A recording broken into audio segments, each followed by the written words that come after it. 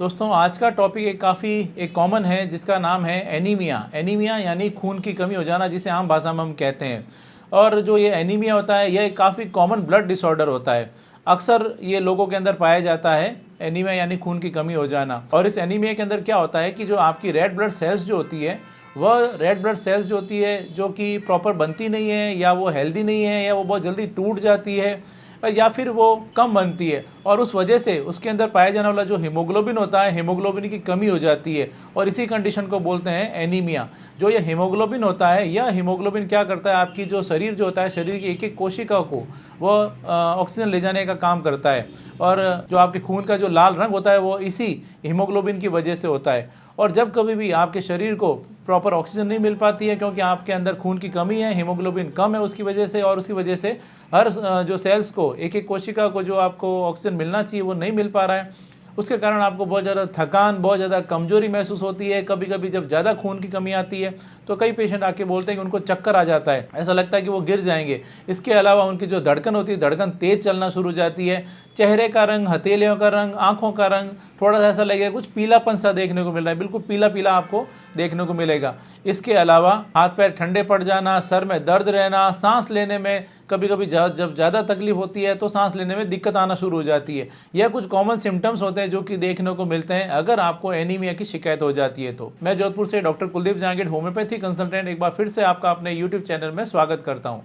आज की इस वीडियो में बात करेंगे इसी एनीमिया के बारे में, और मैं आपको बताऊंगा कि आखिर जो एनीमिया है या जो खून की कमी है, या किस वजह से ऐसा होता है आपके साथ में। और उसके साथ साथ हम बात करेंगे कि डाइट के द्वारा, अपने खान पान के द्वारा आप इसको कैसे, खून की कमी को आप दूर कर सकते हैं। क्योंकि आपकी डाइट का, आपके खान पान का इस तरह की जो बीमारियां होती है, जो एनीमिया है, उसमें बहुत इंपॉर्टेंट रोल होता है। उसके साथ ही मैं आपके साथ में शेयर करूंगा 2 ऐसी होम्योपैथी मेडिसिन जो कि आपकी खून की कमी को, एनीमिया को ठीक करने में आपकी मदद करती है। चलिए अब हम बात करते हैं कि आपके जो शरीर के अंदर जो नॉर्मल हीमोग्लोबिन लेवल कितना होना चाहिए, पुरुषों की और महिलाओं की बात करते हैं। उसके साथ ही साथ हम बात करेंगे रेड ब्लड सेल्स जो आरबीसी होती है, उसकी भी जो नॉर्मल रेंज क्या होनी चाहिए, और उससे अगर कम होता है तो आप एनीमिया से ग्रसित होते हैं। अगर हम बात करें पुरुषों की, तो पुरुषों के अंदर 13.5 से लेकर 17 ग्राम पर डेसीलीटर तक हीमोग्लोबिन जो है उसका लेवल होना चाहिए। और इसी तरह से अगर महिलाओं की बात करें तो महिलाओं के अंदर 12 से 15.5 ग्राम पर डेसीलीटर तक के बीच में हीमोग्लोबिन जो रेंज है वो उसके अंदर होना चाहिए। उससे अगर कम जाता है तो आप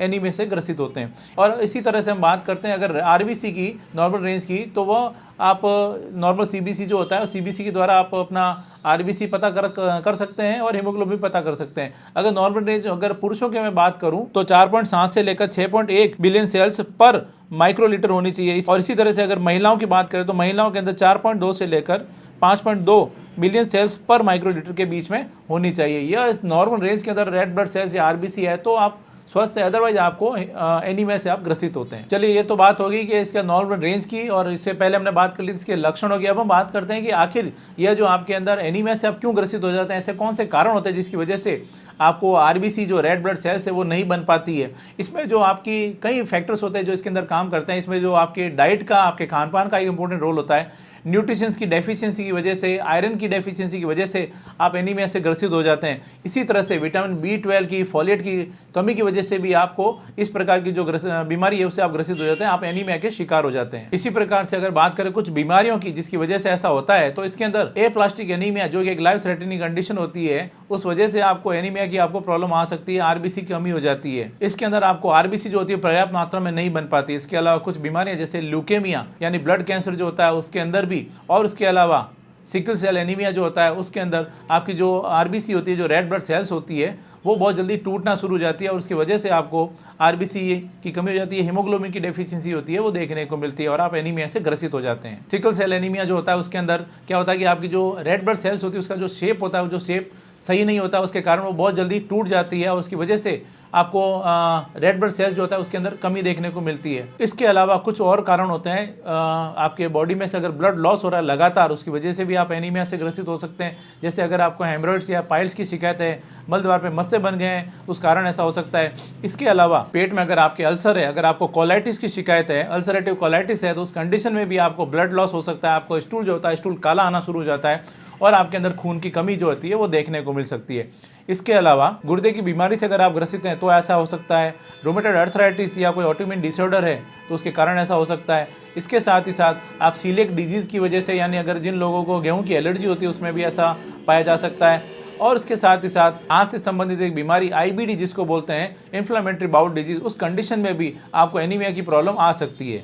इसके अलावा महिलाओं के अंदर जो प्रेगनेंसी होती है, प्रेगनेंसी के दौरान भी महिलाओं के अंदर अक्सर देखने को मिलता है कि उनको खून की कमी हो जाती है, वो एनीमिया से ग्रसित हो जाती है। इसके अलावा एज बढ़ने के साथ साथ 65 प्लस के जो लोग होते हैं उनके अंदर भी खून की कमी या एनीमिया की प्रॉब्लम देखने को मिल सकती है। इसके साथ ही साथ अगर आपको कोई इंजरी हुई है तो इंजरी के वजह से भी आपको अगर बहुत ज़्यादा ब्लड लॉस हो गया तो भी आपके अंदर खून की कमी हो सकती है।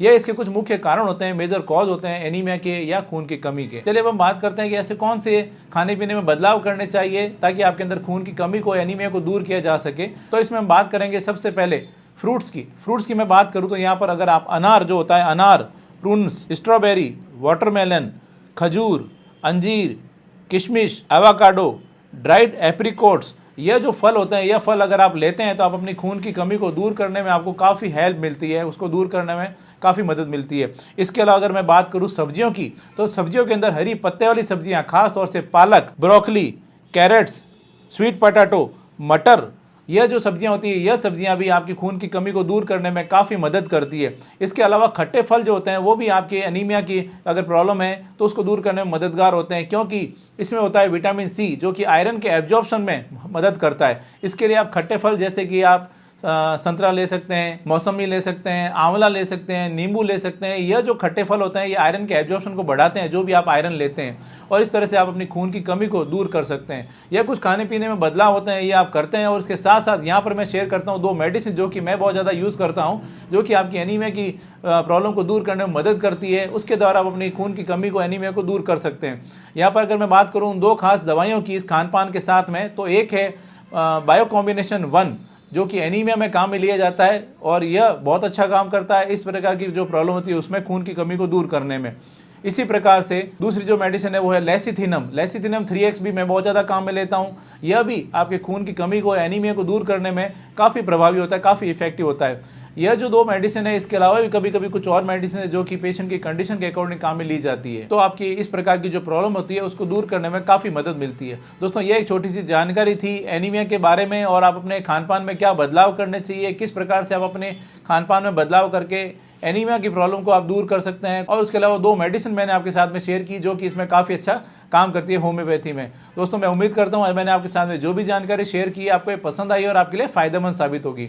इसी तरह मेरे साथ जुड़े रहें, इस चैनल को सब्सक्राइब करें, बेल आइकन जरूर दबाएं ताकि जैसे ही कोई नेक्स्ट वीडियो अपलोड करूँ आपके पास उसका नोटिफिकेशन आ सके। Thank you.